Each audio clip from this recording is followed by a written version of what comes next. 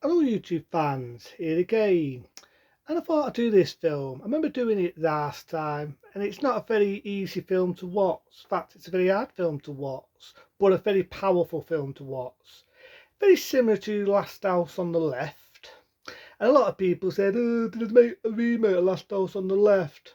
In all fairness, Last House on the Left was a remake to begin with. It was a remake of a film, what was a foreign film, called Victoria Summer Springs.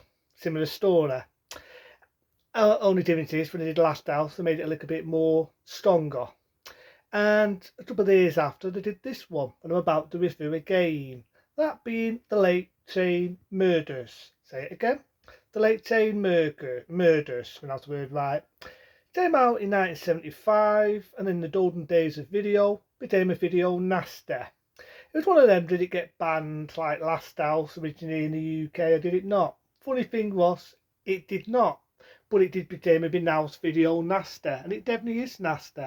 But it's a very powerful film to watch. It's a very well made film, even though it's an hard film to watch. Now it starts off, you've got a little music, something about Jesus loves. I'm not going to do the rest. The music sounds audible anyway. And you've got these dunes in it. These are like, your typical status. They run up, they cut up this woman's throat who's wearing a third jaw, and it's in this foreign country. It's not like the Italian version of Last House on a train. That's like called the Late Train Murders.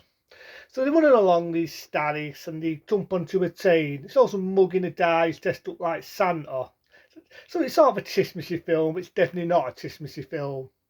Now you get two girls in it, very young and naive, and you sort of feel sorry for the girls. Unlike Last House, it was really stupidity what got the better of them.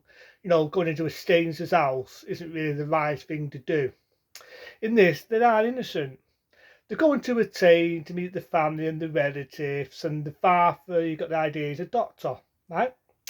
Or one of the girls. And they go on the train, and these status are there, they're on the run because they sneak it on the train without paying for the ticket. Now they meet this one woman who's basically a slut and a bitch. She has these photographs, I'm not going to say the rest, but she has dirty photographs. And she's having it away with one of the lads. And these girls, at first, they're having laughs for the lads and they're having a diggle with them, but then they realise these lads are not really nice lads and they feel a bit uncomfortable with them. They feel uncomfortable with this woman and all. So they go to another train. They jump aboard, the train stops somewhere, and they jump into another train. If it does, they're out of Dodge, Longborough, the lads and this nasty woman get onto the same train, but the girls are on. They managed to sneak aboard where the girls are. One of them's playing one of these, like them old thingy recorders.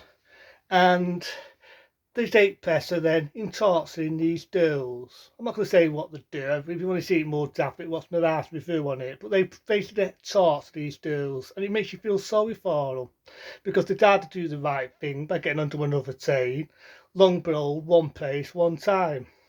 So these scumbags are torturing them, the sets are humiliating them. There's even a scene in it where you got this dirty old man and they push him across and they make him basically have sex with one of the girls, so he's basically raping her. And the woman, she's just a bitch. She's a bitch. She really is. She's fucking heading them on. One of the girls is going to throw up and says, oh, look, she's throwing up everywhere. She is horrible. She's disgusting. Anyway, to make the film even worse, she makes them stab one of the girls down there, so they really put it in traffic detail, and the poor girl bleeds to death. The other girl panics, she starts to do a runner, and they're chasing her, she's half naked, she's running around butt naked across the train. She starts to climb out the window out of fear, but not really the smartest things to do. But when you with fear and you're afraid, you do silly things. The wind blows her off and she falls to her death. They throw the girl who died, who bled to death. Not a very nice way to die. They throw her out of the window. Very nice. And they think they got away with it. But long behold, the woman accidentally cut her knee. And she goes to see a doctor. Of all the doctors, she only sees the father of the girl who they killed. So this is a bit like just a similarity to the Last House on the Left, because the father discovers he is on the radio, these two girls have been molested, they've been killed. Not nice to see. You can definitely see why it was a video nasty in that era and even today. and he discovers what they've done, kills the lad, kills the other lad. But the only thing what fucking annoys me, and it even annoys me today, is the woman gets away with it. She gets away with it. Even though they discover she does it, she even kicks one of the lads to death. She walks off, the police come, she walks off, and I'm thinking, you got off fucking lightly. Now, I do know roughly the same year she did another film, which I've got, called Deep Red. And in Deep Red, I always like to see that was the same character who got killed when she played a sidekick. I know she's only acting and it was a role, but it's just a character. I fucking hate the character. I think she got away with murder. She was the worstest one of them all because she headed on these two lads to sexually immolate, torture and kill these two girls. All right, one of them was accidental. She went through the wind and the wind blew her off and she fell to her death. But nevertheless, if they wouldn't have done what they did, that wouldn't have happened. And you sort of feel sorry for these two girls, and it makes you hate the scumbag. So it's satisfying to see him get the berserks. I felt the father sort of, tortured them a bit. It's not me being fucked up, but more of a justified death. But I see what the film was getting at. It's civilized turning to animalistic behaviour because of something animalistic was happened to them. And I always find that interesting. And I do know Wes Craven was inspired when he did Last House on the Left. When he saw wrote Victoria Summer Springs, it inspired him. And a couple of years later, he did The Hills of Eyes, had a similar sort of story. How civilized can turn animalistic.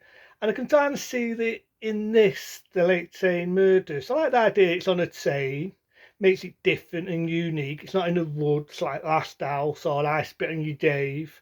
It's on somewhere where you think you'd be safe, a train. And they get locked in, they get tortured, they get sexually mutilated, and one gets stabbed and she bleeds to death, and the other one death by accidental reasons. It's just the fucking ending pisses me off that that woman got away with it. It's an hard film to watch. The torture scenes, the rape scenes, the bits where they're being sexually mutilated. It's an hard film to watch. It's not one I can just put on at any time, just like Last House. It's not a film, I fancy watching Last House tonight, or I fancy watching I Spit on You, Dave. It's that sort of tatter there, where it's not an easy film to watch, but it's a very well made film to watch. I know that sounds fucked up, it makes me sound fucked up, but what I mean by it's very well made, it's not just there to suck it out. It's not like fucking Human Centipede. You got two girls stuck in one another's arses and stuck in a Chinese guy's arse. And there's a it's downbeat within with this film, but it's not as downbeat, you know what I mean?